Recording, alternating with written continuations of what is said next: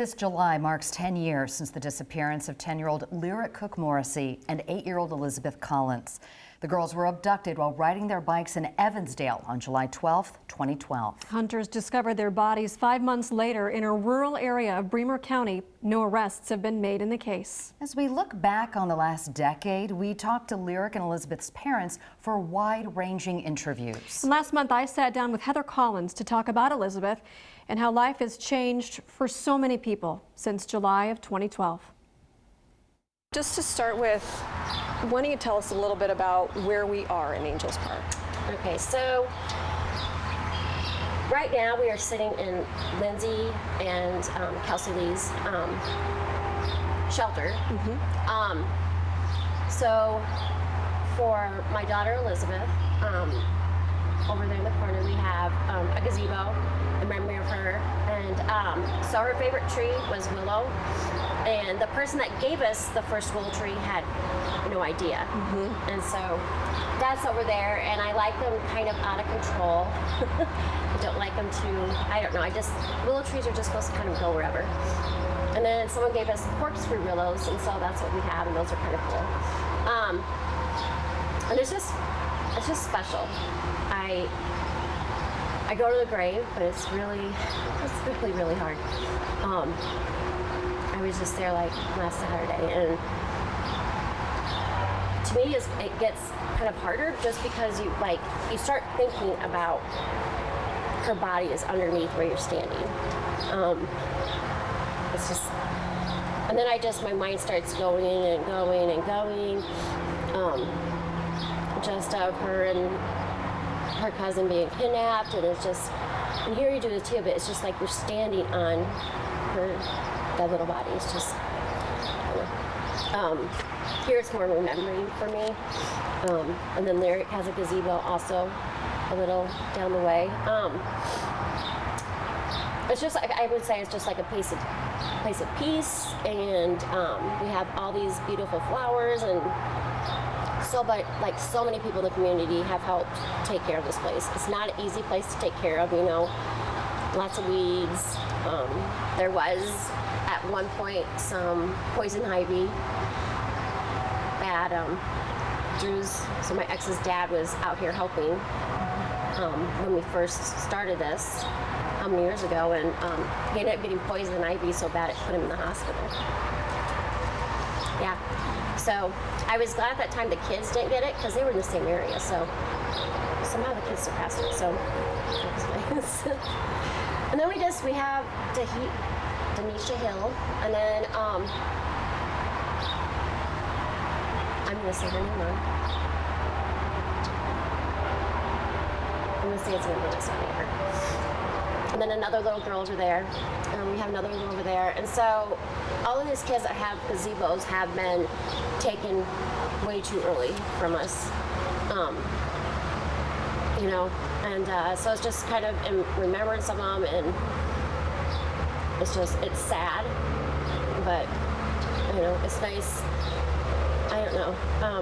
It's nice for the community just to kind of embrace like our idea, and you know, and it's not just for us. It's we have a lot of benches and memorial gardens and stuff for other people that have passed. There's a lot of children ones out here that have passed away from cancer or an accident or something. So it's nice. It's nice also for their family to come out here. Some of the family, it's like closer for them to come out here than their gravesite. So I don't know. I hope it just brings like some peace. Some peace. How often do you come here? It depends. Sometimes I'm out here all the time, and sometimes it'll be a month. I live like 30 minutes away, so it just kind of depends. Sometimes I just feel like I need it more. So I know that sounds kind of weird, but sometimes I just feel like I need to be out here more. In the winter time, I don't really get out here. It's cold, usually really, really cold in Iowa. So I don't know. It just really depends. You know, sometimes a few times a week, you know, for like a month, just constantly every week, and sometimes it just, I don't know, it would be like once a month, which then I feel bad about, but it just, I don't know, just kind of how it goes at the moment. So, You can't yeah. feel bad about. But also when I like lived here, when I lived in Emmonsdale, it was every day. So living a little ways away has kind of put a hindrance in it. But How long ago did you move? it would have been like 4 or 5 years ago. So when we got the divorce, then that's when I moved. So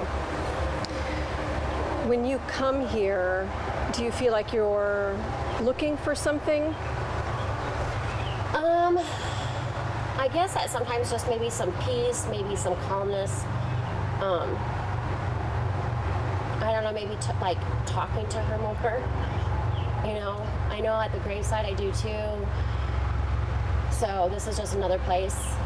Because like I talk to her all throughout the day. And so it's just, I don't know. I would say probably even talking to her more here. Just like sit and talk about the silliest things, what's going on in our lives. And her siblings, you know. And that, you know, her aunt, you know, like your Aunt Misty has 3 girls now. She had another baby. Your Aunt Kathy, you know, your cousins got married, you know. So I know it's, I don't know, some people think it's silly, you know. And we always said, you know, she was always busy. You know, I was always taking her to ballet or to gymnastics, hockey, or whatever. So I always say she kept us busy then. She's still keeping us busy, you know. So, you know, it's good. Tell us more about who she was. We saw this, you know, adorable picture out there for months, and for people who didn't know who she was she? Oh gosh. She came in born. When she came born, she was blue. She was a blue baby. That was terrifying. And she made it through, and just kept us on our toes every day. She just, she loved people. She loved animals. Like, if she could have had every animal out there, she would have. Any animal she saw, she fell in love with, and they loved her. She loved nature. She loved being outside. She also loved the water. She was a water baby. She loved swimming, and any chance, you know, we could go swimming, we did. We always had passes to Lost Island and stuff, so that was a huge thing for the summer, you know. And then when it got cold, it was an indoor pool or something, you know, if we like went to a hotel. So which in the summertime we usually did. We went to like Wisconsin Dells or something. And we got to have the indoor water parks. So she just always had like this bright, huge smile. Like her smile was contagious. She has like this one picture. She was at one of my nieces, and they had a birthday party, and she got paint all over her, and she's just looking back like that. You know, she was full of paint. It was cute.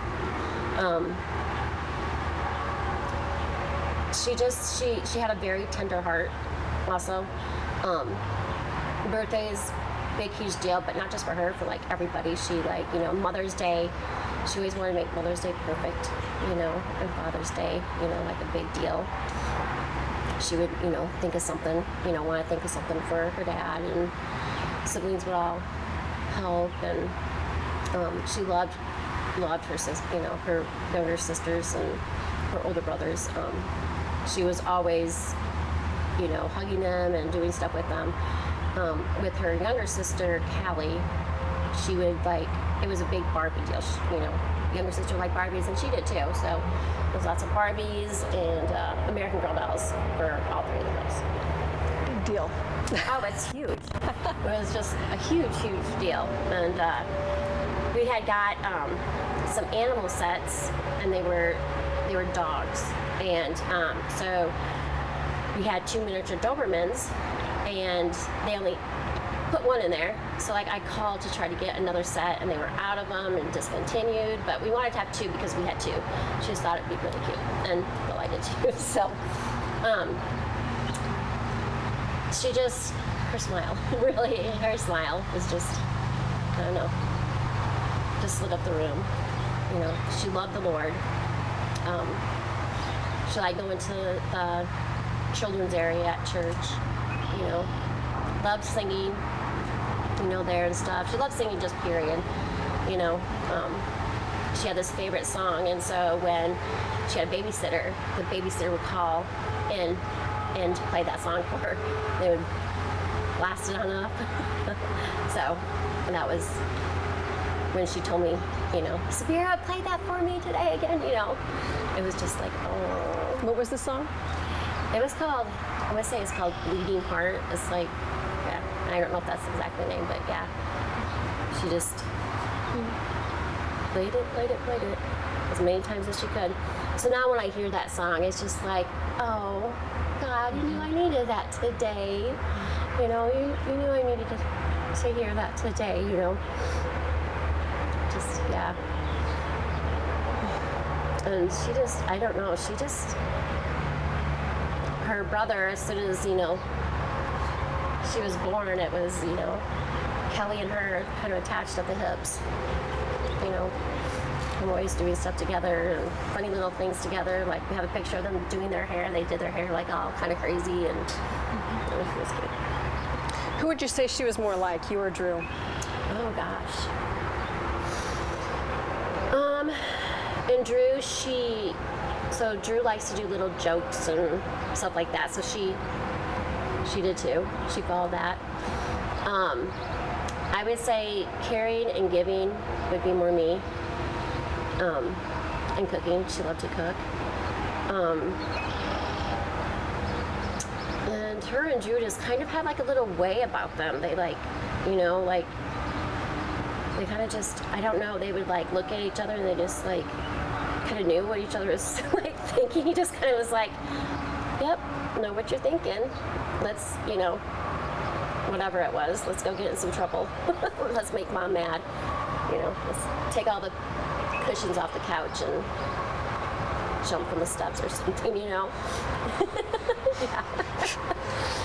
Big mechanic. Yeah. How was her relationship with Lyric? Lyric, so they were very far apart in years, you know, like 15 months apart. Lyric and Dylan both stayed with us for a while, lived with us, and so they were always together also, you know, so it was like a sibling, like, but they seemed to have more sibling rivalry than she did with her own sisters though, because I think the stubbornness maybe in them, you know, they both were stubborn, so one wouldn't give in, you know, who wanted what doll, you know, so I think that's, you know, a lot that had to do with that. They, of course, love to hang out. You know, Lyric spent the night a lot. There was a few times she spent the night at Lyric's and stuff, you know. They got along. When they got along, they really got along, you know. But I don't want to say 2 peas in a pod, but they liked, when they were together the whole time, you know, because they grew up, you know, together. As soon as Elizabeth was born, I brought her home. Lyric was there, so and that was a couple years, you know. So it was just like a family, you know. They were part of our family, you know. Whatever Elizabeth did, Lyric did, and you know. So Tell us about Lyric. oh gosh, she was stubborn. She was stubborn. She loved to sing. And she also loved, because they sang all the time together, did little skits and stuff, like with the camera and stuff, like take little videos.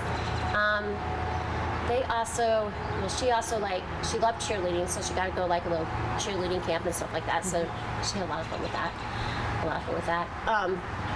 She also she loved animals, and she loved her big brother. She loved her big brother and her grandma. her grandma. She also had to stay at her grandma's. Like, it was a time between us and them and grandma. So she, stayed a lot at grandma's house, and she loved her grandma. It was just, I don't know. You could just tell, like, grandma was over me, which was fine. But she had a caring heart. She cared about people. She loved the Lord. Loved the child care at, church. She loved to ride her bike. Also, loved to ride her bike. So she was a good kid. I miss her.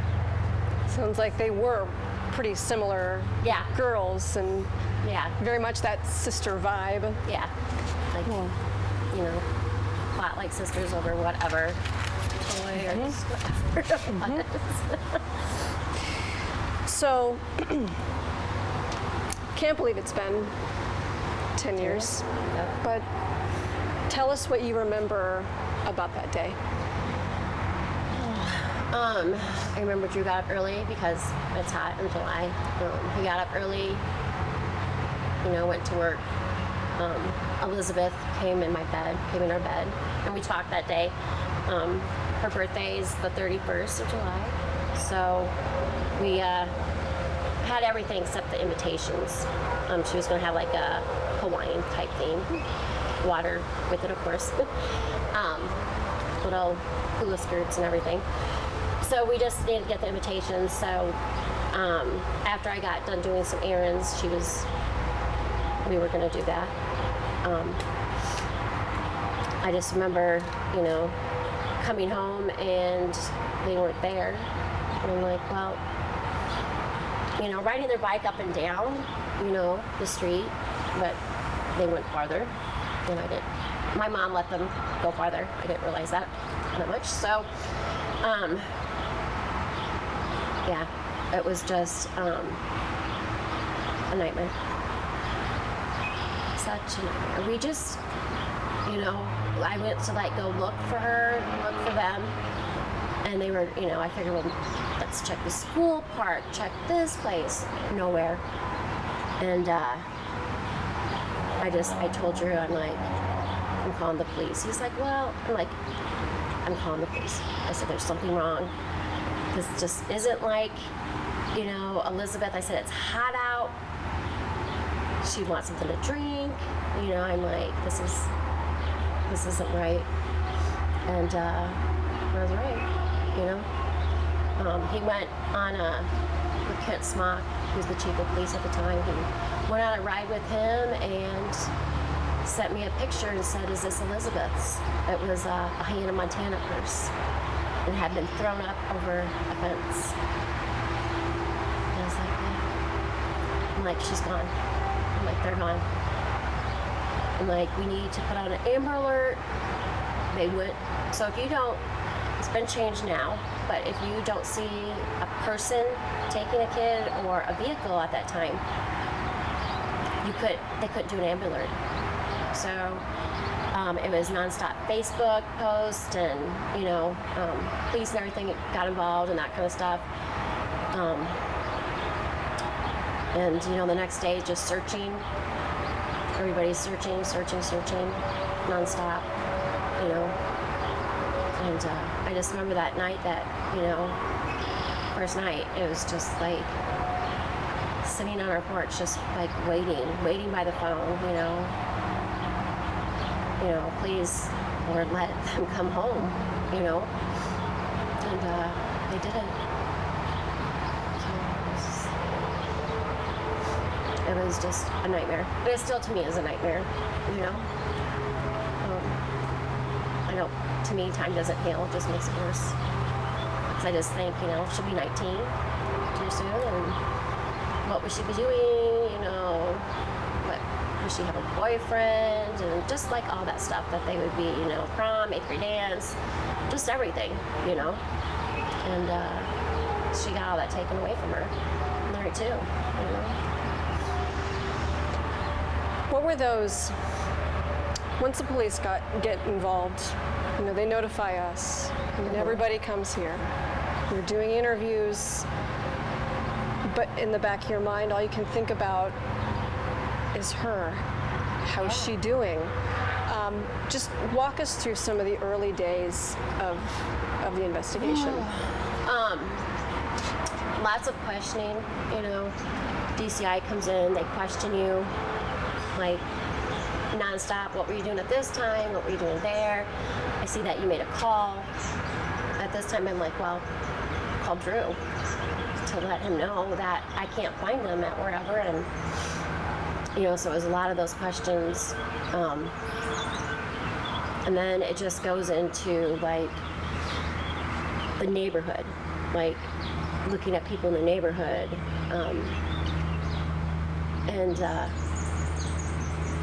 Just DCI and the cops, like, saying, trying to keep us updated. We've looked at these people, is there anybody that you can think of?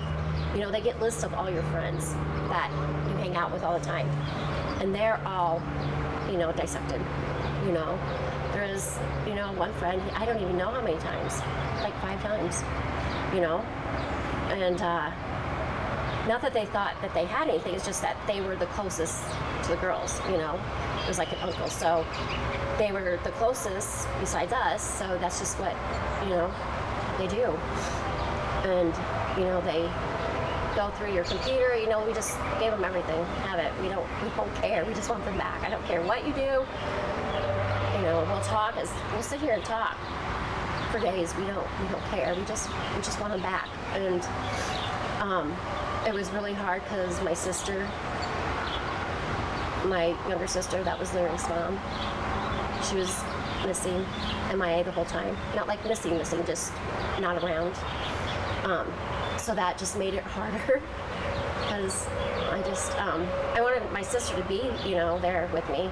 And we're going through this, we're both going through this huge, devastating time, and she wasn't there. And they wouldn't talk to the police. They wouldn't talk to DCI. We had a meeting every night at 5, and she wasn't there. Nor was her husband. So that was really, really hard. Just them having been into drugs and stuff, it was, just like, who were they around? Do they owe anybody money? Is somebody got out of prison that they had, like, narked on? And really, it was all day thinking, how, if they're not dead yet, how are these people treating them? So that was really, really hard. It still is. How are these people treating them? They obviously didn't take them to, ride bikes, I worried, like, did they get to go to the bathroom, or did they have to sit there and urinate on themselves? Did they, it was so hot out, Did they give them anything to drink? Did they, if they were still, alive, a week or 2 later, did they feed them? How have they hurt them? Have they, smacked them around? Have they, like, abused them sexually? Like, and I try to stop myself. After these years, I really just pray for the Lord to take those thoughts. Because I want to say every day for, 5 years, every day, and I still do. And I try not to, and I try to stop myself, and then I just pray. Because you don't ever want to think your baby's hurting. You don't ever want to think your kids are hurting. I mean, they get a fever, you feel, so bad when they get like a fever or something. And someone just takes them and does whatever with them because they think that they have a right, and they don't. And there's just such sick people in this world. And, and these people, could have been on a pedophile list and, not registered, and nobody checks upon them, and, might have molested how many kids, and then they just get let out. You know, they get less time than someone that gets caught with some pot. You know, they're just selling some pot, not hurting a child and then killing them. You know, and they do chemical castration and all that stuff now, and they let them out, think that it's going to be fine. It's not. It's not. They go using other things to hurt the kids with. It's been studies out there, and it's just how it is. We went to a lot of conferences when all this was going on. Missing Exploited Children invited us down to Florida. We got to see other parents that already have gone through the same thing. Most of their kids didn't come home. I am grateful that we know that Elizabeth and Lyric are with Jesus. There's so many of them. Like, we have one friend, her daughter's been missing for like 20 years or more. Like, no idea, you know. There's some that, you know, there's one couple that last time they saw their daughter was her graduation. Friends went out after graduation, never saw her again. You know, so now 30, 40 years down the line, they still have no answers, you know. So it's just, I feel blessed in that way that I know that I don't have to keep looking for her and Lyric. I know where they are. But now it's just, it's looking for who or whom killed them. You know, it's 10 years later and we still are nowhere. You know, we've had very gracious people add to 2 different rewards for them, thinking that would, you know, put something out. Like, one of them's like, I think it's over $100,000. But still nothing. Like, still nothing. You know? So it's just, I don't know. It's just really hard.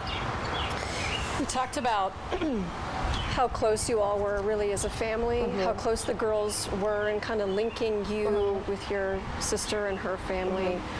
Then the frustration of when this horrible thing happened, and in your gut you knew it was something awful had happened. And you talked about your frustration with Misty when she wasn't there. What is that relationship like now? So my relationship with Misty is, I met with her for the first time in years last week. We were out at the grave and spoke with her. That was the first time in probably 4 years, 4.5. I would go in like spurts to try to talk to her and that kind of stuff. I don't want to be around the chaos. I'm never done drugs. I can't be in part of that. I can't be in that lifestyle. That's not me. So then I would have to step back out. And then I would see her doing really well, so I would step back in. But it never lasted very long, so then back out. And then this last time, I'm done. I just can't do it. It's really hard on me. It's very trying. Now she has 3 little nieces, I have 3 little nieces. She has 3 daughters and younger ones, and I don't even know them. I just found out what the last one's name was, the last kid she had, which I never thought would happen, but it's just how it is. I just hope and pray all the time that her and her husband, Dan, they're divorced now, but her and Dan didn't have anything to do with it. I'm already devastated as it is. I don't know how much more devastated I could be to know that they were involved in any way, or because of their drug use. Like, because of their drug use, you know, they were involved. I know that Misty went and saw the body.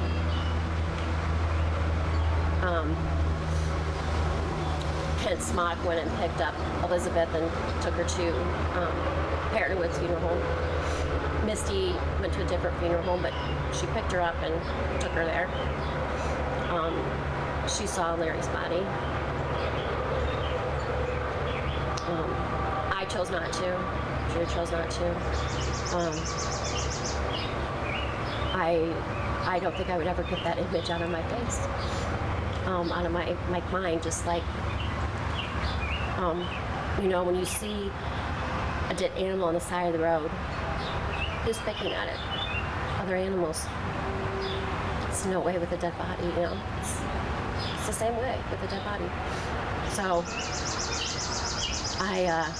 we just chose not to, and we chose not to know how they were killed, because we only want the killer and the people that worked on the case to know. We don't want anybody else to know. We felt that would be like the safest way. Like, it couldn't get leaked out, you know. And then we, you know, I just don't know. And then, so we had Elizabeth buried, her body buried. Misty, which was very, very upsetting still, as she had her body cremated. Which to me, like, Elizabeth can still, if there's some test or something like that, they can still do tests on Elizabeth. They can't on Larry. Her body's cremated. I tried talking to Misty about that, like begging her not to have that, and she didn't listen.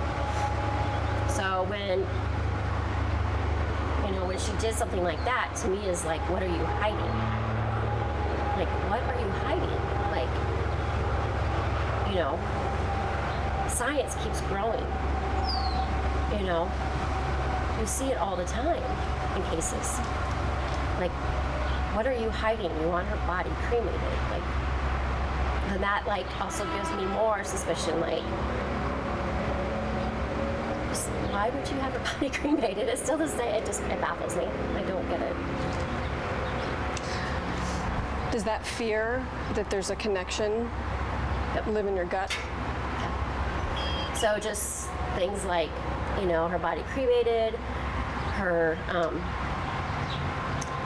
their resistance to talk, you know. They didn't care if they were using drugs. That was least from DCIs. They don't care. They just wanted to talk about their daughter and niece, you know. That's all. They wanted to talk about that day, just questions, normal questions that they ask. You know, they interrogate you. They want you to do a, you know, whatever, I can't think of it now, the truth test, whatever it is. I can't think of it now. But they want you to do that. You know, they want you to polygraph. They want you to be polygraphed. They want your phones. They want your records. They want, you know, any, you know, device you have. If you have a computer, they want it, you know. They wanted to know, like, they looked in Elizabeth's room, you know, just stuff like that. I'm sure they didn't get a chance to look in Larry's room because they were together at that time. But, you know, so it just, all those things that, you know, you start putting together, it's hard not to think, like, you know, how much a part do they have of this, you know? Not like them taking them, but like, you know, what part of the drugs had somebody do this, you know? So. Is that your theory? Do you have a theory of what you think happened? I kind of think that they were, you know, riding the bikes, and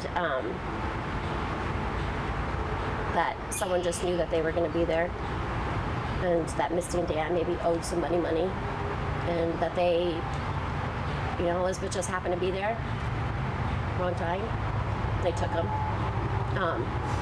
I think maybe it was just to be a scare tactic, and then it was bigger than they thought it would be, they were in deep trouble, more than what they thought they would be, if they just took them and said,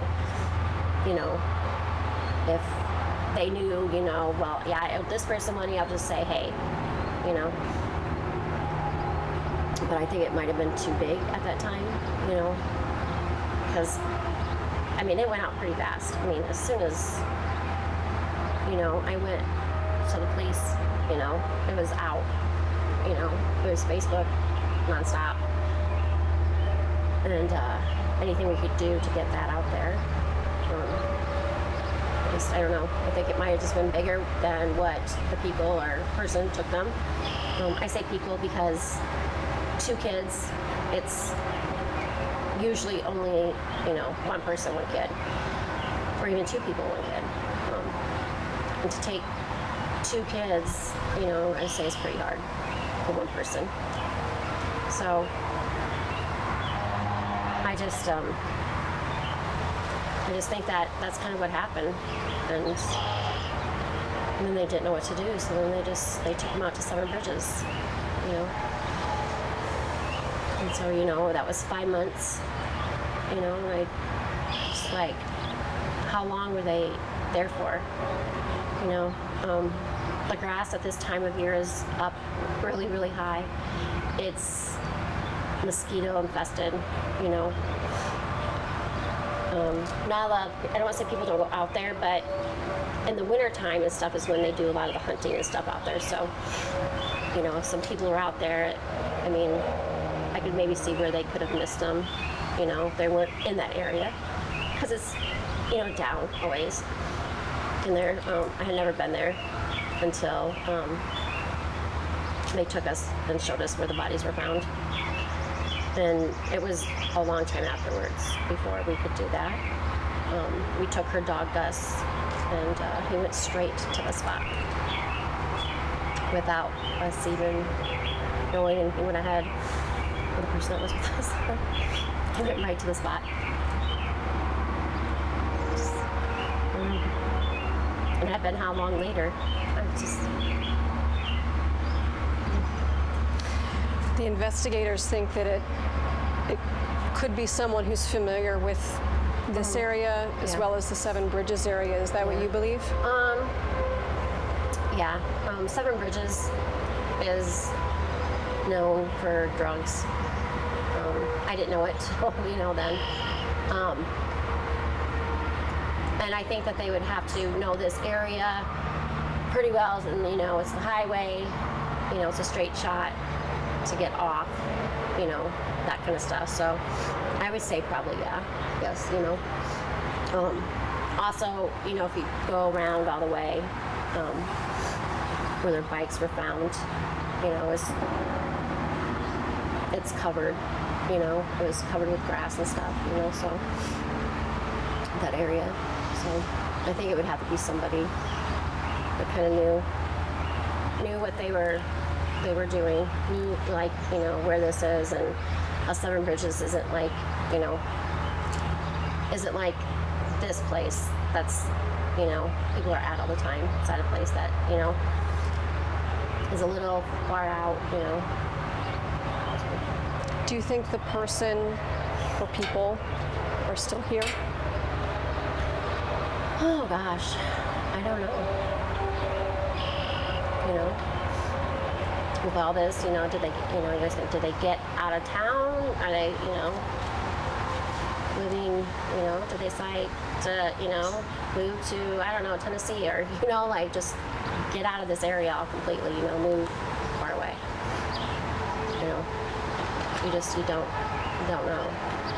And then you think about that, and, your kids that you have now, if that person is still living in this area, if that people or whatever still living in this area, I'm sure they by now know who their siblings are. Are they going to be out for them too? you know, like, so it's always worried about that. Like, and even them being, you know, 14, 16, 22 now. It's still, you know, worried, you know, somebody looking for that right time for them. You know, I feel bad for our kids. You know, not just our kids, but every kid, but like ours, because we're so like, they're like, can we go to the mall with friends? And you guys just drop us off. I'm like, sorry. Not happening. Can we, you know, go around the block? And we just started letting them do that, you know, 14, 16. And even then, you know, you called the friend around the block, you know, they have their location on. And then, you know, for some odd reason, you need to go to the store so you can kind of see where they are. And they see you and you're like, are you following us? No, I just had to run down the street. Because you can't, you know, I'll like say, yeah. And then my heart and my anxiety starts going like through the roof to where I can't do anything but think of that. Like, I have to like be able to see them. I have to know they're okay. Like, it's like a frantic feeling. Like I just am like, I gotta find him, I gotta see him. And I hope someday it will be different. Like, my 22-year-old son, talk to him or something. I'm like, are you okay? What's wrong? And he works with his dad, so I'm like, you saw Kelly today, right? And he's like, yeah, he was going home and gonna go to bed. It's been a rough day. I'm like, okay, are you sure? You know? Don't want to ask your 22-year-old to turn on his location. But yeah, so it's just it's hard every day, you know. We just always say our poor kids, and the older one does tell them, hey, she loves you. You know, your parents, dad and mom love you. That's why they are the way they are. They're not doing it to make your life miserable or for you to ever feel sheltered. It's just they love you, and they've already lost one kid. They don't want to lose another one, you know. So this clearly had a big impact on you as a mom. Yeah. How did this impact your relationship with Drew? Because people deal with these things very differently. They do. So with Drew, we ended up getting a divorce. And you both just deal with everything so differently. I say kind of like grow apart in ways. You know, he grieved. His grieving was just not engaging, kind of just sleeping behind the couch a lot. So he was there, but he wasn't. So it was hard to deal with, and then it just kind of, I don't know, it just kind of like spun out of control. It was just like, I guess it's just what it is. Was it a lot to continue to be in this community and have people continually coming up to you and sharing their theories, or? Yeah, I still do. It is a lot, because people they all have their theories, you know. You know, just like even work, and people want to sit and talk to you about what they think, or person has this name they want you to give, you know, DCI, or this person, or this address, and like, you can call it in, there's a tip line. There's always been a tip line. So yeah, people all have their own theories, you know. A lot of them are kind of the same. So. If somebody comes up and asks you about Elizabeth, you know, what do you tell them? Like her personality. I tell them how wonderful her smile was, because it was so precious. I just love that smile, and her eyes, and how she tilts her head when she, yeah. I'm sure she got that from me when she took pictures. She was like, I just tell what, you know, a loving child she was. You know, she loved to give hugs, and she loved her family, you know, and her animals, and any other animals out there, you know.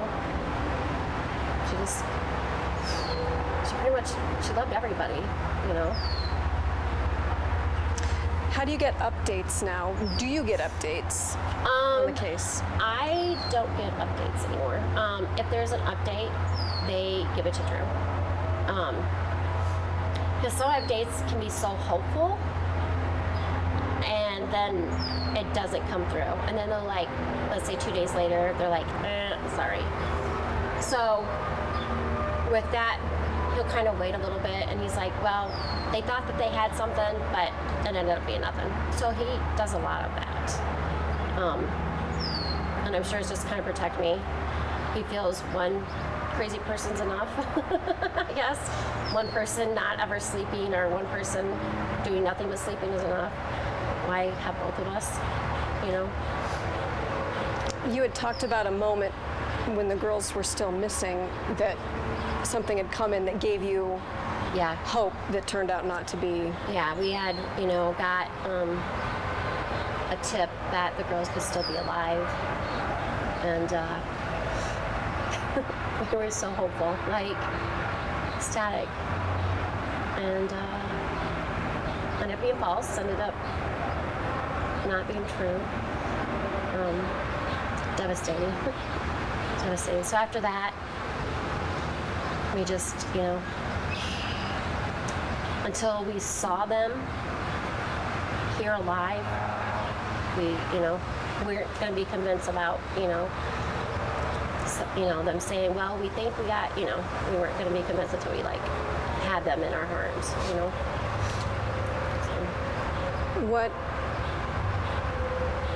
if you could say something to the person or people who did this, what would you tell them? I don't know.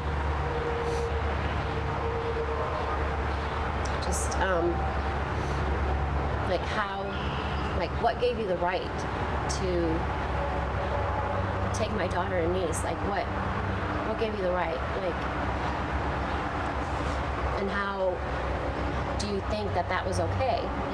You know, like to take someone else's child and kill them. Like, it baffles me. And I don't know.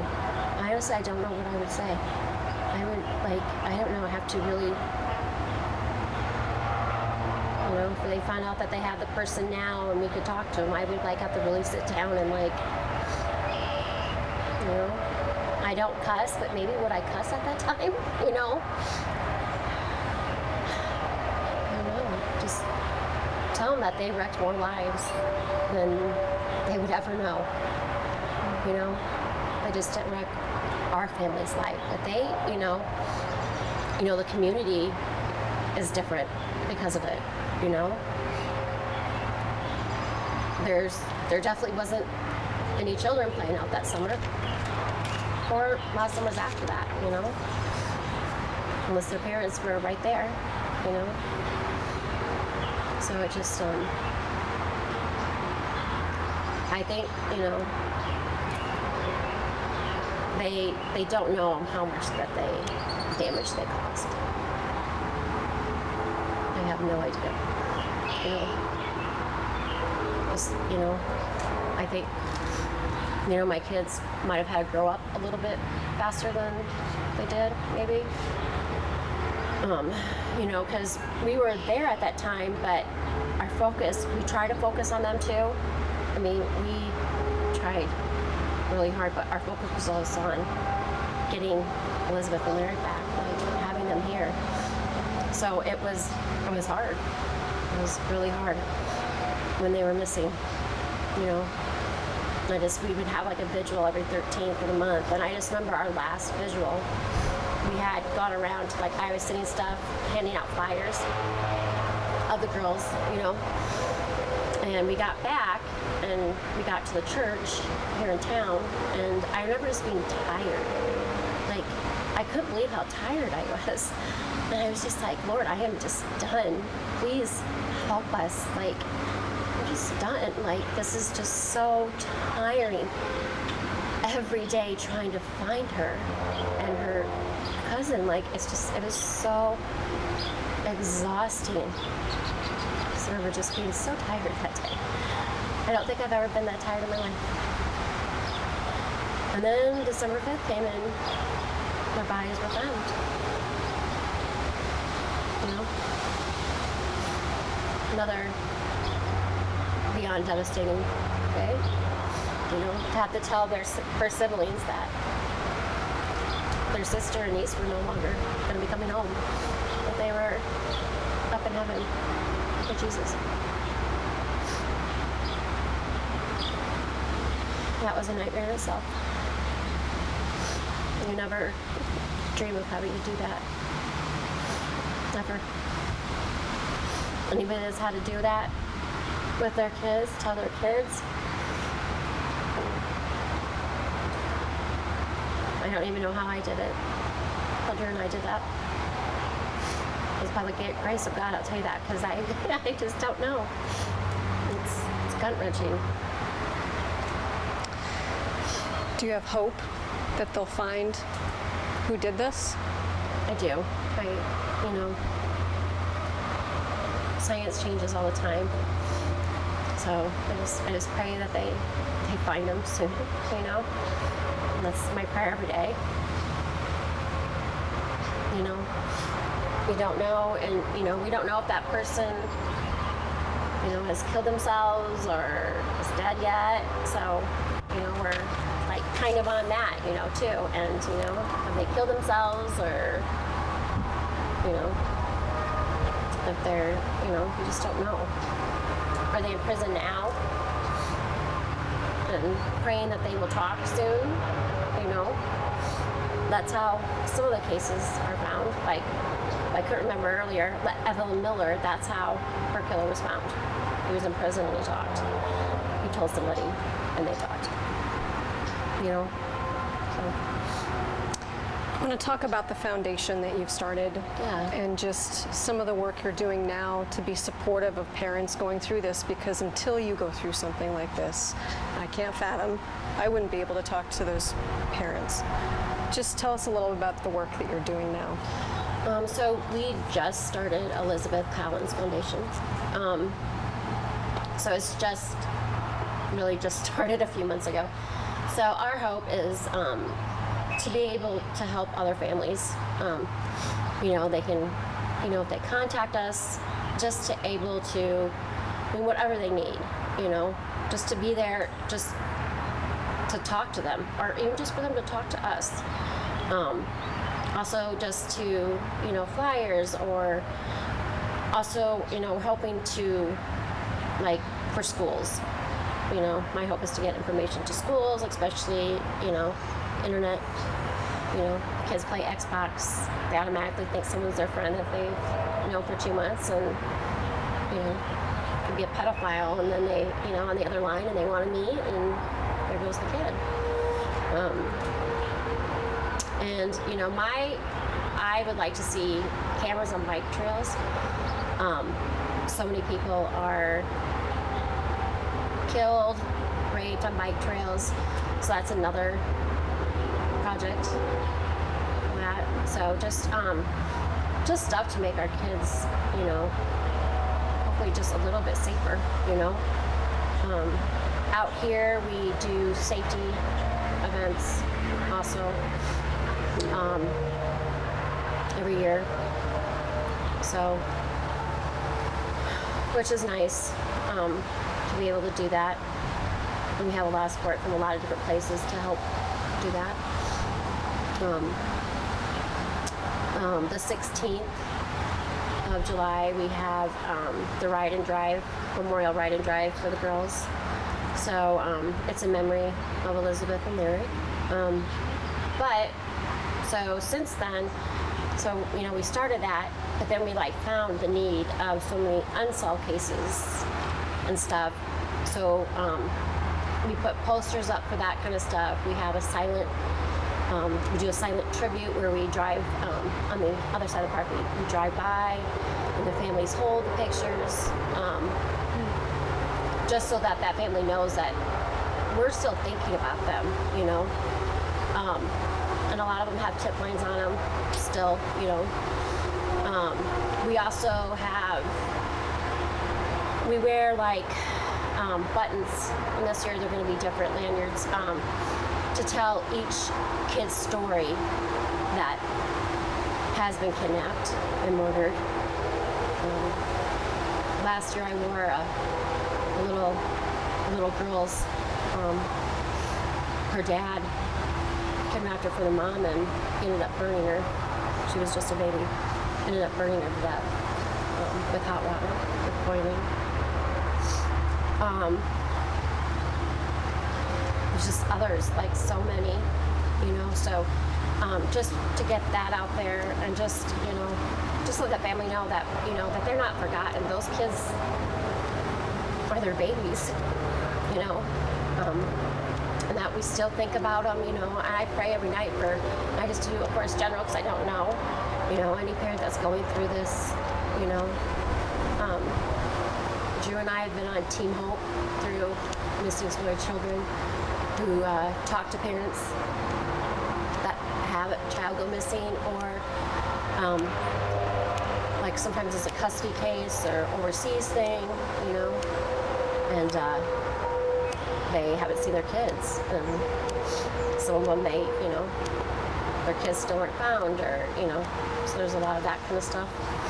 And so so that's kind of what the ride is like got into, is just you know, remembering the girls, of course, but then remembering others. And also we bring different speakers in every year, them telling their story. We did bring in one survivor. Her name's Alicia, and she was internet predator. She talked to a guy on the internet and met him, and he took her back to his place and chained her up in the basement and raped her. And that's how they found her, was through the internet. That's how the police found her. And they said, they asked him what was his plans with her, and he said, I was going to kill her tomorrow. Yeah, I mean, she still has like the marks on her wrists from where the chains were. Do you feel like it's been 10 years? In some ways, yes, but some ways, no. Only yes, because you get older, you know. But some ways, no, because it's a nightmare to me every morning. It's the same thing, you know. I still have another day without one of my children, you know. A piece of us is missing. You know, a piece of our family's gone and not here. And we don't know who did it. We don't, you know. The only thing we know is that she's in heaven with Lyric, and, you know, they're having time of their life, and, you know, we're down here just trying to get by each day. As you heard Heather say, Lyric and Elizabeth's disappearance and murders changed her relationship with family, especially her sister Misty. I sat down with Misty at her home to talk about what life has been like for her following the loss of her daughter Lyric and her niece Elizabeth. So Misty, thank you.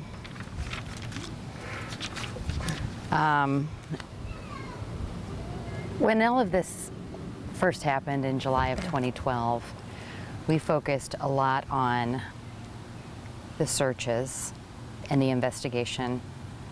I don't know if we spent enough time getting to know Lyric and Elizabeth, and no one knew Lyric better than her mother. Could you just tell us about her? So she was strong. She was a very strong, strong-willed young lady. But she was so heartfelt for people and for justice and for good things. I've seen her rescue many a situation. that she didn't have to be involved in. And I always tell the story of, we were in a parking lot at a video store. We were going to get a video. A grandma had a little boy with her.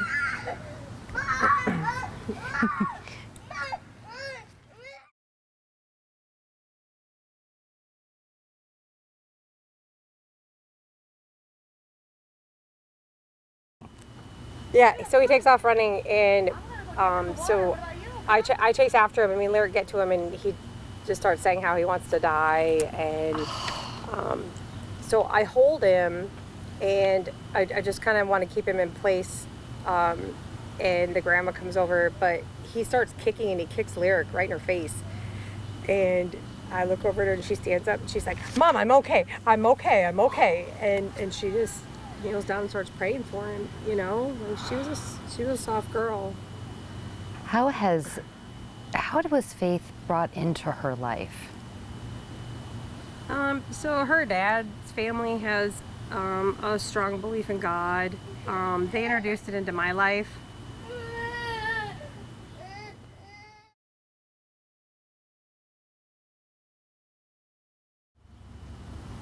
So we spent a lot of time talking about God or faith, things like that in our home. We prayed, we did things like that. Yeah. But, and I know during like the vigils and stuff, it seemed like the right thing to do to pray and stuff like that. But, I'm not so sure anymore. Your faith has been tested. So that's what one would say, that your faith has been tested, but it's become very hard for me to believe that, a God that has that much power and that much love acts more unloving than I do, or lets things happen that are so unloving, when I, as a human, would never let something like that happen if it was in my power to do so. So there's where my reality shifted. That day, July 13th, you had just started a new job, and your mom was helping out. Had the girls biked that area of Evansdale often? So I don't know that Lyric had ever biked that area, and it was just something I heard that Elizabeth had some familiarity, just because she was from there. So I'm not sure if she'd been down to Myers Lake, on any other occasions, but Lyric had no familiarity with that area whatsoever. And they were close. Sure. Did they spend a lot of time together as cousins because of their age proximity, or because you live near each other, or all the above? Yeah, all the above. All the above, or just because my mom did a lot of babysitting or watching both of our children while we were working, or helping us out when we needed it. So my mom was really a crux for getting all the grandkids, in the same room. And when did you learn that the girls hadn't returned from their bike ride? So I got off work at 1. It was like 1:01, and I was walking out the door, and my mom called, and she was like, "Misty, you need to get here. We can't find Lyric and Elizabeth. They went on a bike ride. She had some things she needed to go do." She said her and Kelly had been looking, and I said, "I'm on my way." So I drove. It was only a mile down the road. I drove right there. I went riding around looking for them as well. No sign of anybody anywhere, and that was maybe only, 15-20 minutes worth of looking, and we pulled back into Heather's, and Heather was pulling in her vehicle, and she said that she had called the police. And then the police showed up over at her house and asked us just to sit there, and that now they would take over the looking around. It was, I don't believe it was even 10-15 minutes maybe that Drew called, who he was also with the Evansdale police, and called from the lake that they had found the bikes. When you heard they'd found the bikes, was that a relief? No. They found the bikes, they found a purse, they found them thrown over the fence. I had no idea about the lake, what its layout was, or anything like that. I just know that they weren't with the bikes, and so I just got up and I said, I'm going. And I went right down there. The next 5 months had to have been agonizing.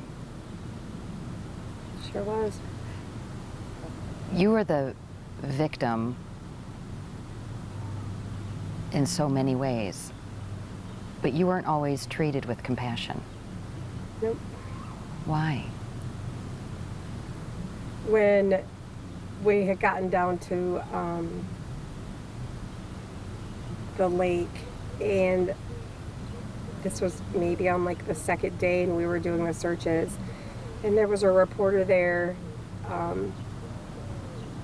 I went up and I was like, I have a criminal history, and I'm just being really open about that, because I'm sure that's going to come up, because I do know how judgmental people will be, and I know how people think and operate, and that's okay. It was okay with me. My past is my past. I've dealt with it, and I've paid my time in so many different ways. I knew that I didn't have anything to do with this, and my only desire was really just to put everything out on Front Street so that, we could do our best at finding where these girls were. There were people that I had dealt drugs with in the past that I said, these are the people I bought drugs from, and and I told those people, I was like, hey, I let the cops know that we'd had interactions in the past, and they don't care about that. They just want to know as much information as they can to anything that could lead to finding them, and anybody that I had ever associated with was completely fine with that. As the days stretched into weeks and into months, how did you manage going through the thing of living? So there's this weird thing. It's called surreal.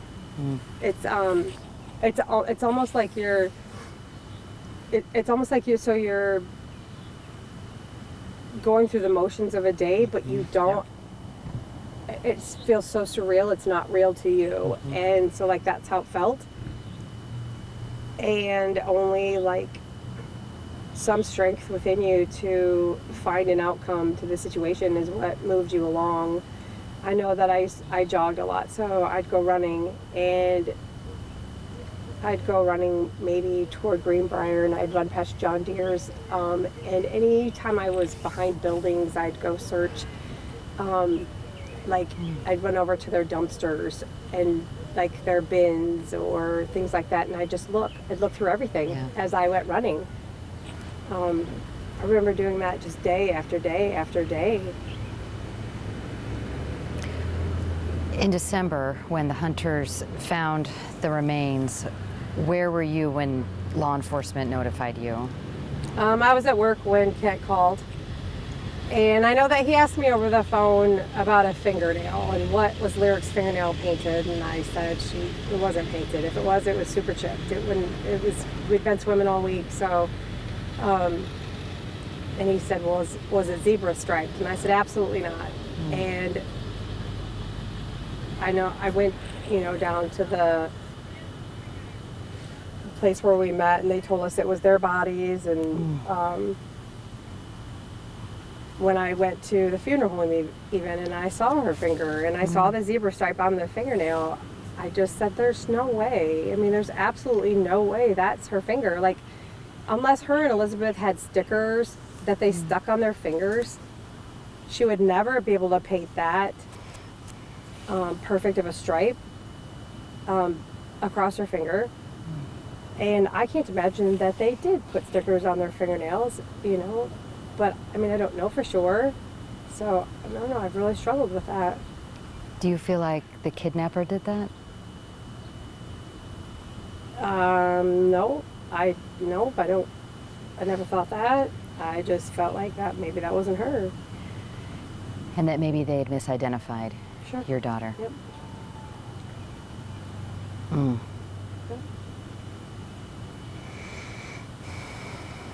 I mean, I was so sure of it, and so,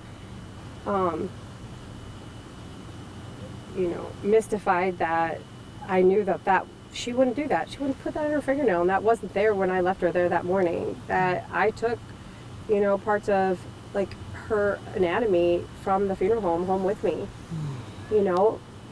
I've never seen a police report. I've never seen a report saying that was her, how they identified that it was her, how she died, anything like that. I've never seen anything. So maybe it was. I'm not saying it wasn't. I'm just saying it's really hard to believe that when there's just nothing proving it to me. How often do investigators talk to you now? So investigators, since I moved since December, since we buried him in 2012, have never talked to me. What? Never. They've never contacted me. Not once. And they had you do polygraphs. They interviewed you in the early weeks and early months, but after the bodies were found, nothing? Never. Not one time. Have they communicated with Dan, do you know? Have they communicated with Elizabeth's family? Yeah. Why the difference? I don't know if it's just the same, like, persona that just carried through those 5 months, and the police acted the same way as the public. It's not all the public, but I mean, you know what I mean? Some. But their interest in us at that point was none, and I don't know if we just served their purpose to that degree and they didn't need anything more from us, or I guess I really don't have an answer for you. I just know that I've never heard from anybody, and it sure wasn't hard to find me for quite a while, seeing as I ended up back in prison. They knew where I was. You shared when we were talking earlier that the pain was inescapable. And so what happened next in your life? So I just know during that 5 months, in my mind, I thought the worst. So if it was raining, I thought maybe they were outside in the rain, tied up, being beaten. So I would stand out in the rain.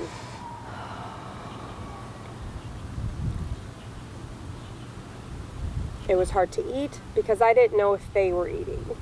So if they weren't eating, I didn't want to either. It is very hard to escape the mind when you believe somebody to be out there with someone that is wanting to cause harm and only harm to someone else. And so it almost, it was, it's just really more than the mind or the emotions can handle. I don't know, I couldn't. And so in March 2013, I just went back to getting high.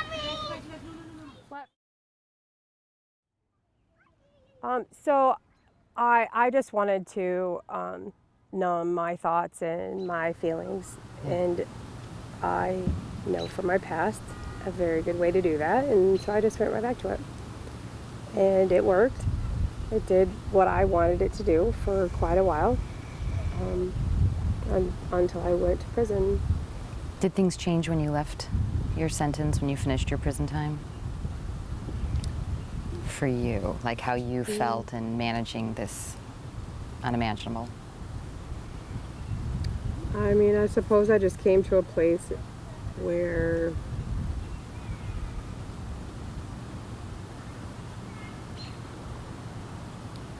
at some point along the road,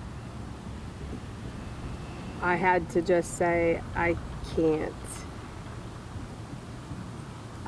handle the mind frame and the feelings that come with not knowing what happened to someone that I care that much about.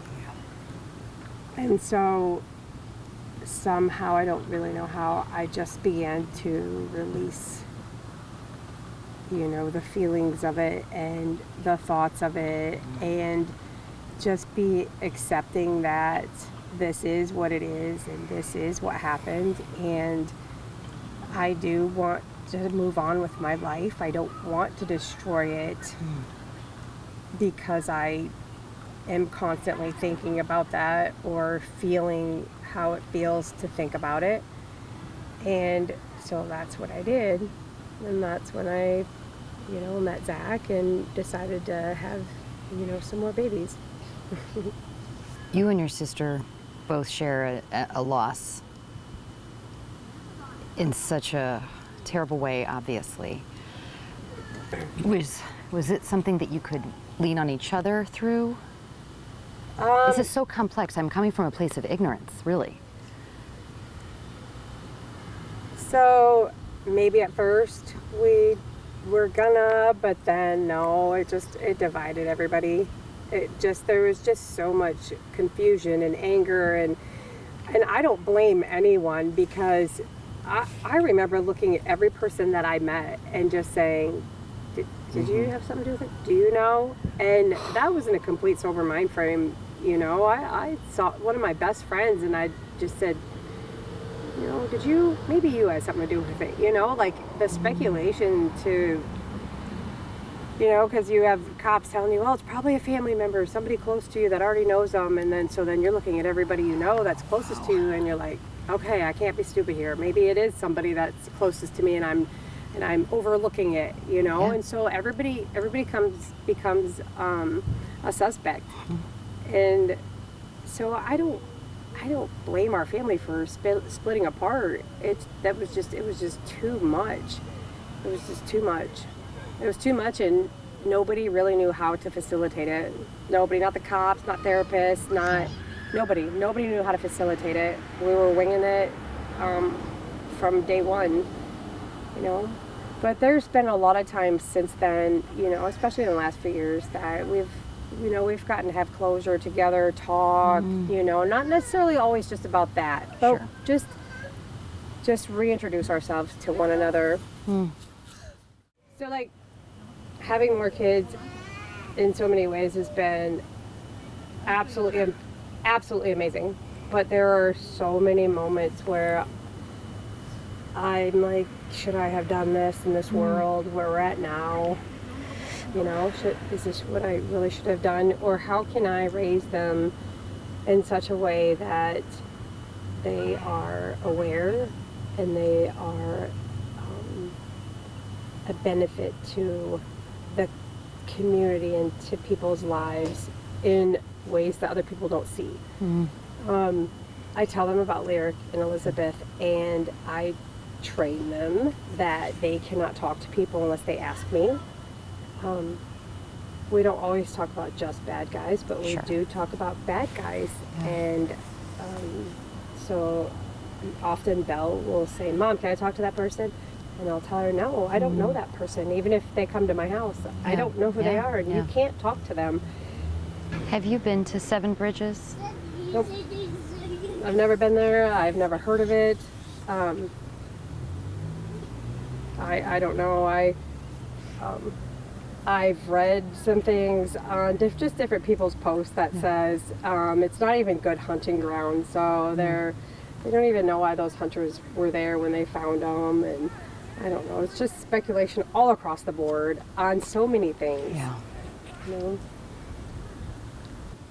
You know, you talked about the police and the investigators saying it's likely someone who knew the region. It could even be someone you know, someone who maybe is close to your family, and that everyone you met was a suspect. Yeah. That you were. Do you feel like you know who did this now? No. That's a heavy thing to put on someone that, if you don't really have hard facts.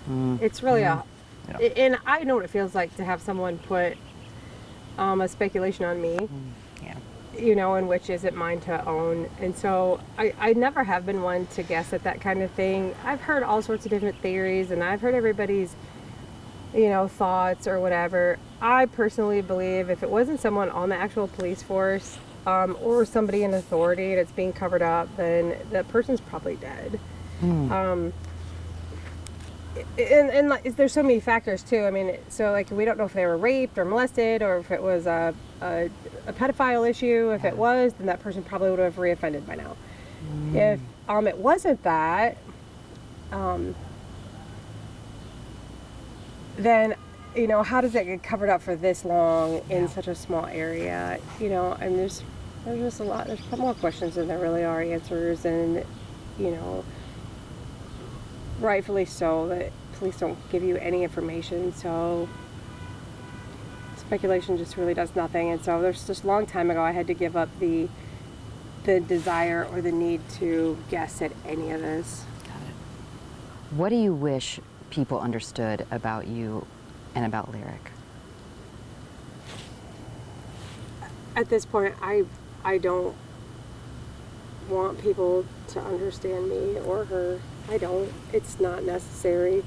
What I do want people to understand is there is a world of criminal, pedophilic people out there that are destroying our planet. And it goes through Hollywood, through the government, and it is not talked about enough. It is not dealt with enough. It is not investigated enough. And if anybody's going to do anything, that would really be the place to start. And start conversations, start doing something about, if there was any justice for Lyric and Elizabeth, it would be in getting to the source of where this stuff starts from. Anything I didn't ask that you wanted to talk about? No, just honestly, this stuff's, it's so superficial anymore. It's 10 years and we do the same interviews and we do the same bike ride and we raise the same money and we visit this. And I know we love the people that were missing, and I understand that. Yeah. But we're not doing any good if we're not really making any moves. If there aren't people being arrested, if there aren't really child molesters and pedophiles and people with ill intent for kids being brought down, then we're not doing anything. We're just interviewing on a sunny day while my kids are crying, and it doesn't matter, and it's heartbreaking to me. If anybody investigates any of this stuff on YouTube, or which I do, and I know family members of mine that do, there are politicians and congressmen and presidents and people that are involved in Hollywood that are killing kids and raping them, and they've begun this entire war against our kids, and they've tried to dumb it down and make it okay. And we're attacking the wrong things, where our energy's oftentimes in the wrong place. It's nice that they have $1 million park, but that's not doing anything to stop the people that are doing this stuff. And those people aren't stopping. Misty has many unanswered questions about what happened to her daughter and her niece, questions shared by many people. Drew Collins, Elizabeth's father, says he won't stop looking for answers and justice. I sat down with him at Angels Park in Evansdale for a wide-ranging interview. We've seen the pictures of her, for 10 years now. What we want to know is more about who she was. What kind of girl was she? She was just really bubbly. laughing all the time. Very, very good sister. She wanted her little sisters wherever she was. She's just a really good kid. Really good sense of humor. Loved animals. Just loved everyone. Didn't have a mean bone in her body. Just a very sweet little girl.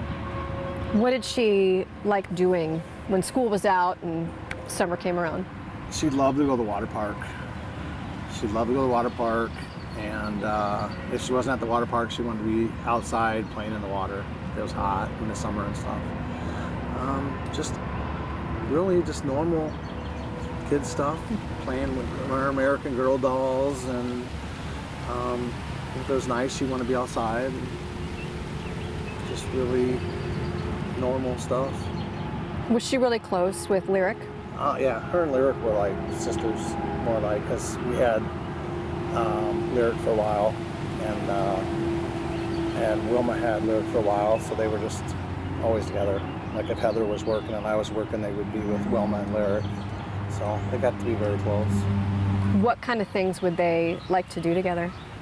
Fight, mostly fight. They would fight all day, but back and forth. One minute they'd be fighting, and the next minute they'd be getting along. So really, just like sisters. Yeah, sisters fight, sisters do everything together. And then they make up, and everything's fine in 2 seconds, So. Let's go back to that day. Do you remember seeing her that morning? No. I said goodnight to her. I get up really early for work, especially in the summer because it's hot. So the night before, I tucked her in and kissed her goodnight, told her I loved her, and that was it. And it wasn't unusual for her to head out on her bike with Lyric? Actually, that would be pretty unusual. I didn't let him do that. I didn't know Wilma was letting him do that either, so that was not something I would let him do. Usually an adult would go with them, but I think Lyric at Wilma's house was allowed to go out and do that, so Wilma didn't really think nothing about it. She just let them both go. So you were at work. Yeah. And you got a phone call? No, I came home early. I had a 79 Trans Am. I had it painted. The guy from the paint place called me, which is right on Lafayette and Emmonsdale. And he said, come look at it. So right around lunchtime, I showed up, spent maybe an hour there, and then I went home. And when I got home, I was like, where's Elizabeth? And Wilma was still there. She said she went for a bike ride. She took off, and then a little while later, Heather came home. And then Heather started getting worried, and Heather called the police. How much time had passed between when they took off for the bike ride and was the worry starting to build? Within an hour, I would say. An hour or so. And then it was like, at first I wasn't really worried, Heather was. And I just figured they stopped at somebody Elizabeth knew, and they was talking, and time got away from them. So we went out and started looking at some of those friends' houses and parks and stuff like that. And we didn't find anything, so. And that's when... Yeah, and then Heather called the police. The police showed up, and they did a quick search of our house, just to make sure they weren't hiding or sleeping somewhere. And then a few hours, then they left. And a few hours later, we got a phone call, and they said they found some bikes. So the police came, picked me up, drove me out here, and I identified the bikes. What was that like to see your daughter's bike sitting next to the lake? I didn't think they were in the water, because I knew that they would not do that because they would have gotten in a lot of trouble, especially their shoes weren't taken off. And this isn't water that some little girls are going to get into. It's really nasty, dirty water. So I didn't think they were in there, so I started getting really worried. And then we found their purse, and then it was like, when we found their purse over the fence, then it was really serious, because it didn't make sense that it was over the fence. And by this time, it's probably starting to be nightfall. Well, I think this was around 4 o'clock, 4:30 maybe. Okay, so what was that first night like?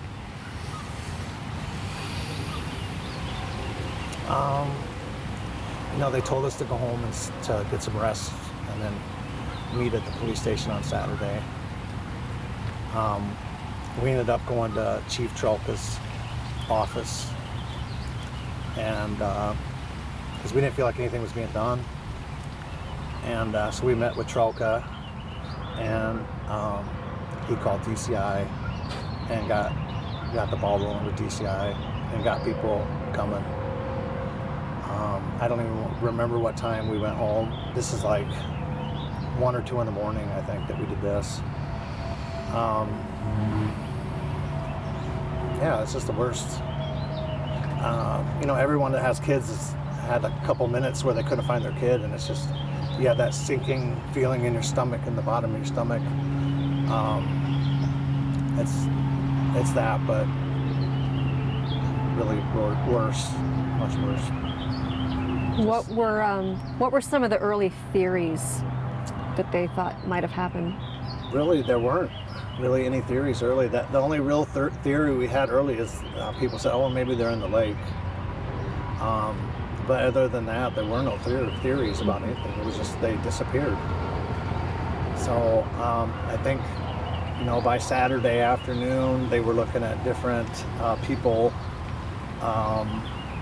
in the area, and I think they kind of go out from there. They started the family too, and then they worked their way out from the family members to family friends, people that they came and asked us if we had any people that didn't like us or enemies, any arguments with anybody, all the questions. And you just try to go through those questions. For me, I just wanted to answer everything so I knew they had to look at us. I just wanted them to get through us and so they could get on to somebody else. So Okay. I just tried to answer everything the best we could. What were those early days like? Because by now the DCI is doing its thing. TV stations are starting to reach out to you all and do interviews. It was really surreal, like almost like a movie. Every night, every day, like we'd have like hope. We would sit in our front yard and literally just wait, hoping. And by dark, you kind of start getting down. We'd probably stay out there till 1 o'clock every morning, and then it's when it gets dark, it's like today ain't gonna be the day. So it's just a lot of times it's minute by minute during those first few months. You just do what you can to get through it. How often would you get updates after time started to pass? Well, when they were missing, it was every day until they were found. Pretty much, I think I would talk to somebody every day. A lot of days we would meet at the police station at 4 every day. There usually wasn't anything to tell us. They would just tell us kind of what they were looking at, phone records or different cameras and stuff like that. So it's just really hard. You got a lot of emotions running through you. You're scared to death. You don't know whether your kid's hungry or being hurt or cold. So you have all those things going through your head just constantly. Just kind of playing over, and then you're always looking, and I still do it to this day, is like I think of different scenarios and it just runs in your head over and over. I got to think that when they were missing and no one knew really what happened, that you would try to almost do your own detective work. Oh yeah. And try to get involved. You did some of that? We had psychics telling us where to go, and they would give us like descriptions of houses in the country. So I had a friend go up in an airplane and look for this really generic, like looking. I call it generic. Like, okay, it's got a house, a door, 2 windows, and 2 windows up above, and then a detached garage. That's what somebody was telling us, and an abandoned house. So my friend's flying around the country. I don't know where he was. I can't remember now, but he's up flying. And you know, we had people calling us, telling us, I know my uncle's a weirdo, or my ex-boyfriend. We had a lot of people just coming to us with different scenarios and stuff like that. So you gotta like, I never wanted to not listen. And as hard as it is to listen, I never didn't want to listen, because I didn't want to have someone tell me and then later, you know, tell me and I didn't listen. And then later on, so you listen to everything. Just kind of take it all in. You said that, you know, during the day you'd kind of have hope that maybe you get an answer, maybe she'd just walk up to the house. Was there anything that brought you calm during that time, or did it just feel like you were on edge? I just remember like people would tell me breathe. I was always holding my breath, and that's how it was. It's like just every time the phone would ring, if it was the police calling to tell us something, or you're just waiting for anything. It's like, and you will hold on to anything. When your kid is missing, you will hold on to anything. So 6 months after they disappeared, take us to the day when they were found. The day they were found, I was working. So I own a tree service, so I have people that work for me, so I had to go to work. Mm-hmm. So I was just at work, and I got a phone call from the preacher from Heartland Vineyard. Told me to get to come to the city hall. And I had talked to him before about if they were found alive. They said they were going to take him to the hospital. If they were found alive, they would take him directly to the hospital, and that we would probably end up going to the hospital. So when they called and said go to there, I was really worried. And then I got to the city hall, and Chief Trelka was waiting for me. He was the first one there, and I just waited for everybody to show up. And then kind of everyone was there. Family started showing up, and everyone was just in there. And then Kent Smock and the DCI guys came in, and when I saw Kent, I knew, just on his face. He just had this really grim look on his face. So I pretty much knew when they came in and told us. How did they tell you? They said they didn't know for sure, but they thought it was the girls. They showed us a couple pictures of shoes, and we ID'd the shoes. And then we just, I had somebody go get my kids. I had a police officer go get my kids, and I took my kids.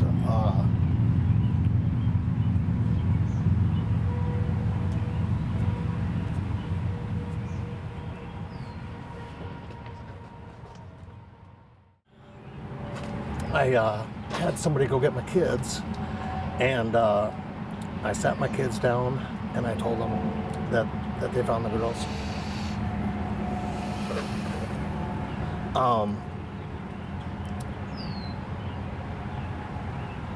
Yeah, that was hard.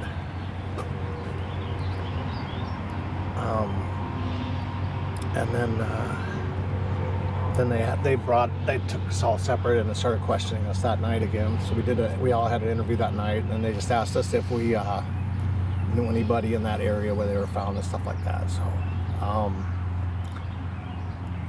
and I think kind of after that, I just I pretty much shut down.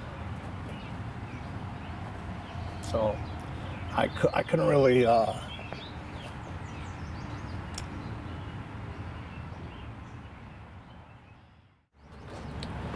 after that I shut down.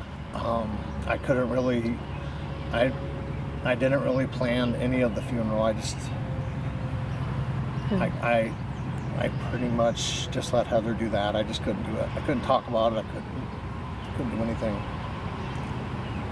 Tell me about Seven Bridges. What's that area like?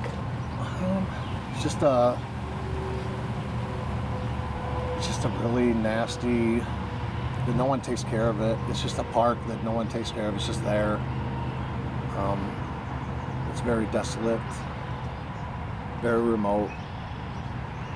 There's nothing near it. Like, the nearest house is probably a mile away.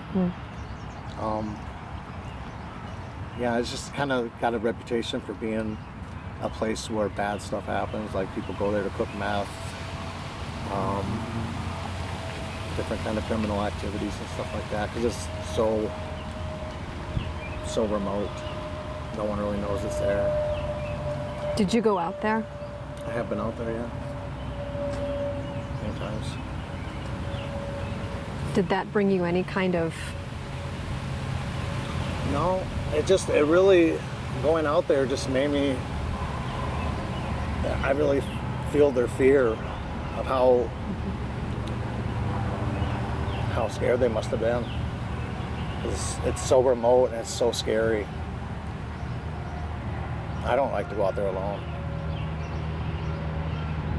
Anything could happen back there and you wouldn't know. Do you have any theories on what happened? Absolutely. I have quite a few people of interest. Just from what people have told me. Nothing that police have told me, because the police have told me nothing. So everything that I really know or heard is rumors. So I have a couple different ideas of what might have happened. What has your communication been like with police, DCI, those connected to the case in the last really 9 years? I talk to the police a lot. They call me or I call them. So it's pretty open dialogue with them. They can't tell me any specifics. They try to tell me generally what they're working on, but no details. They don't tell me if somebody's a suspect or not. The only real suspect, that we talked about would be the Clunder. But I think they ruled him out, so. It's got to be frustrating when you're sitting here 10 years since they disappeared. Absolutely. And you feel like you're not getting communication that perhaps you're hoping for. Well, no, I think the police have communicated great with me. I suppose I should say more so there are things that they can't tell you. I mean, there's a lot. The thing is like, there's a lot of families that get nothing. So I'm pretty fortunate. Like, I have good contact with the FBI, the DCI. A lot of families have their kids just disappear, and then there's nothing. So I'm pretty fortunate. I found my daughter. My daughter's. I know where she is. I know where my niece is at. I still want answers. I feel like until I get those answers, I'm gonna be like this, and I wanna get past this and on to the next phase of this, which would be putting this person in prison. Do you think that person is near here? Absolutely. They're right underneath us somewhere. It's probably somebody that nobody would notice. They're used to seeing them.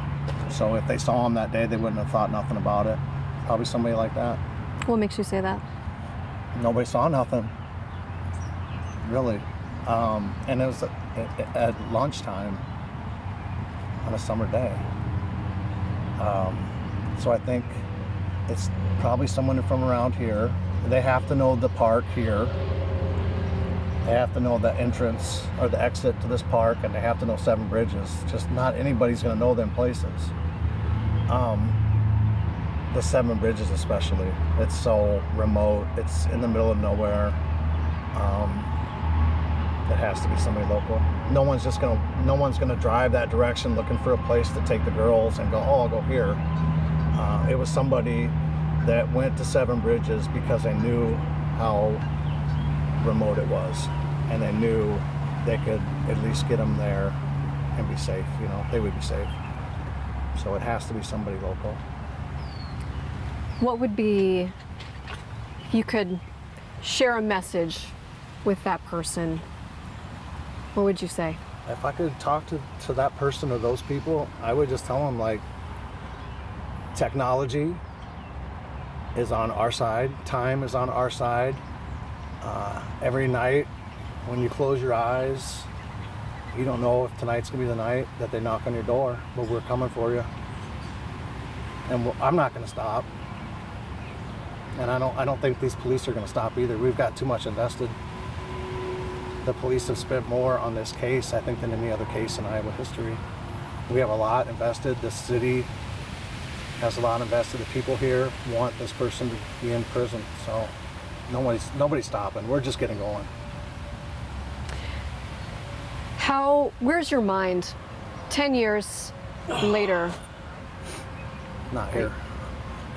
So, go ahead, Ann. Well, doesn't feel like it's been 10 years. It feels like it was yesterday to me. Like, it might as well have been yesterday. That's all I think about. So,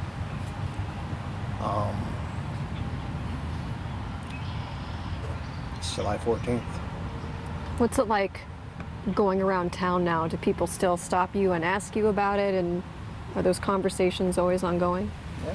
I had somebody stop me yesterday and tell me what their theory was. I get people reaching out to me on Facebook and different kinds of things, giving me different tips and different ideas. I know the police are still getting good tips. They just gotta put them together. I don't know what they're missing, but I think they're getting close. I don't think they're getting further away from it. I think they're getting closer. And like I said, time is not on their side.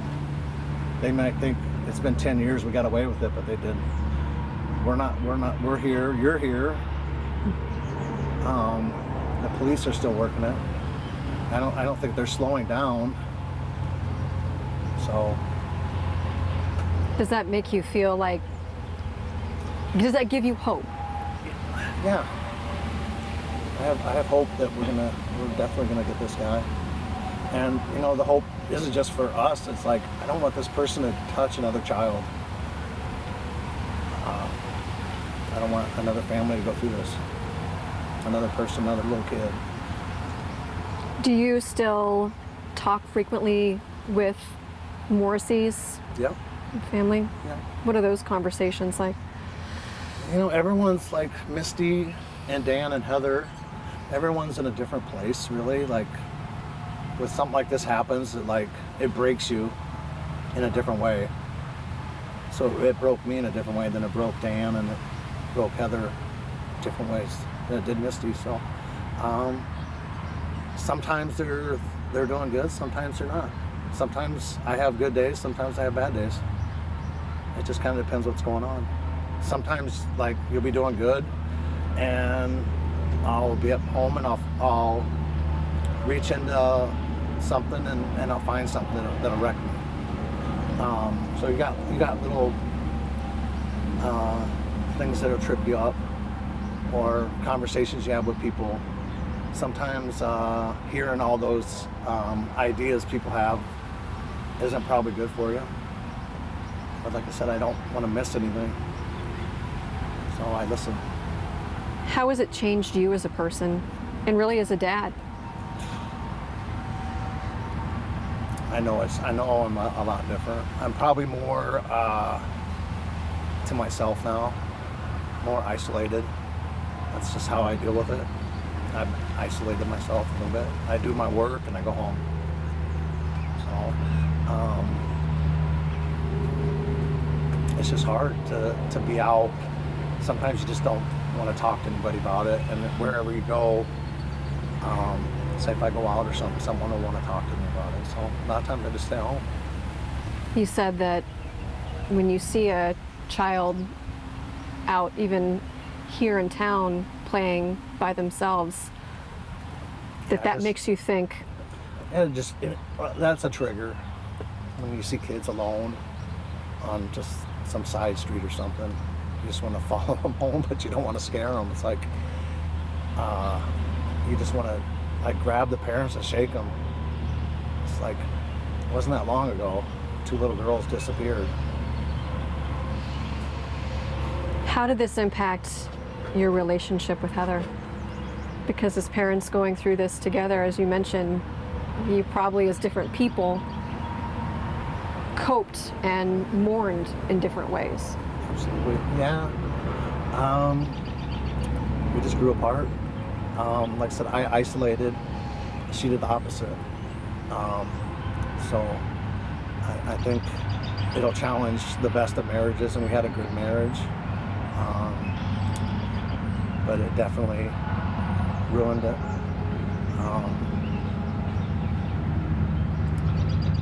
It was just hard. It's like most days you were just trying to get yourself through the day, and you got other kids, and I know that my other kids were affected because I don't think I was mentally there for them. And I know that, but you just do the best you can every day. Like I said, I still had to work. I still had to make sure bills are paid and stuff like that. So you just got to work through all that stuff. And a lot of times you get done with the day, and that's all you did all you could do. You're just exhausted, just mentally, physically.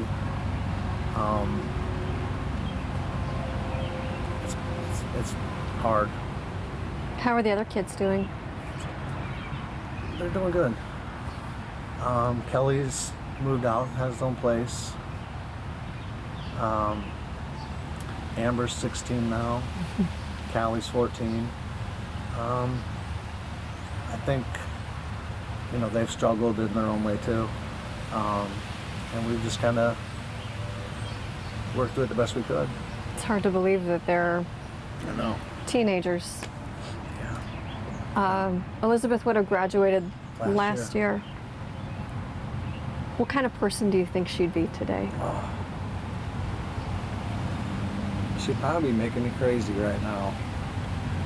Probably going to college, just doing things young kids do, traveling maybe. Did she ever say what she wanted to do when she grew up? I can't remember. Or if she wanted to stay here, or? She probably would have stayed here, I think. But yeah, she was very bubbly, like super happy. Like I just couldn't believe like somebody could hurt her. Like whoever this is a sick person. I mean, she was so nice. It doesn't make sense. That doesn't compute in like as a parent. Like I think every parent thinks that. Like when their kids goes missing, I think they think, oh, nobody could hurt my kid. My kid's so nice. But these people don't think like me and you think. They don't value that other person's life. They're wrapped up in their own. A lot of these people live in a fantasy-driven life. So we don't understand that. We live in a reality-based life, and these people live in a fantasy, where most of their day is spent in fantasy, where they're daydreaming about this kind of stuff, or what they would do if they had you can't really grasp it, but they don't think like me and you think. Part of what you've done here and what you continue to do for other families and missing kids, it comes from a very emotional place for you. Just tell us a little bit about some of the things that you've done to support other families. Well, I'm on a group called Team Hope at the Center for Missing and Exploited Children, and when my daughter went missing, they set me up with a gentleman from New York who had 2 missing kids, and he kind of helped me through some of those hard days. where you need somebody that you can talk to that knows what you're going through. That I guess he can talk to me from a place only a few people can. So he was able to help me on a lot of those hard days. If I was having a hard day, I could call him. So I joined that group in 2013 and started helping other parents go through that, through the missing and exploited. And then I also try to do it around here if I get a chance to. If somebody might need my help. We try to do it with the park here. Other families are going through the same thing. Other families have been waiting even longer than us. So we try to make sure that they know their family members are remembered too. Just planting a tree where they can bring their family out, stuff like that, gardens. When you hear of a child who goes missing, does that take you back? Absolutely. I can be right back to July 13th very quickly.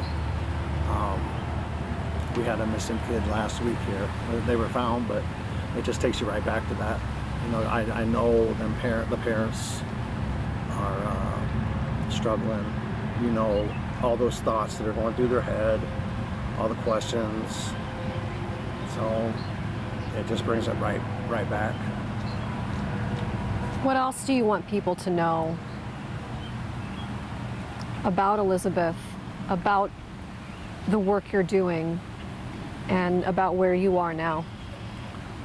Well, we just started the Elizabeth Collins Foundation, and we do the ride every year, and we're using that to help other families in our area with reward money through Crime Stoppers, Cedar Valley Crime Stoppers, and then we support the island, and we want to be here to support those families wherever we can.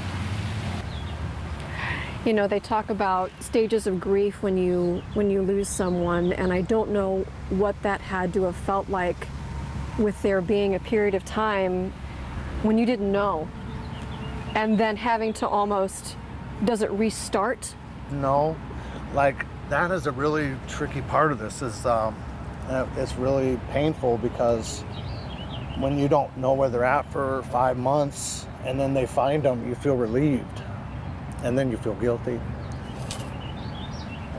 And that crushes you. Because it's like when they find them, you are relieved that at least they're found. But then you got guilt. Or for me, I just didn't want to do anything. I don't want to have fun. I don't want to go out. I don't want to have fun. I just it's hard. You feel guilty for having fun. Or, I don't know, it's really hard. It's the worst thing. I can't think of anything worse.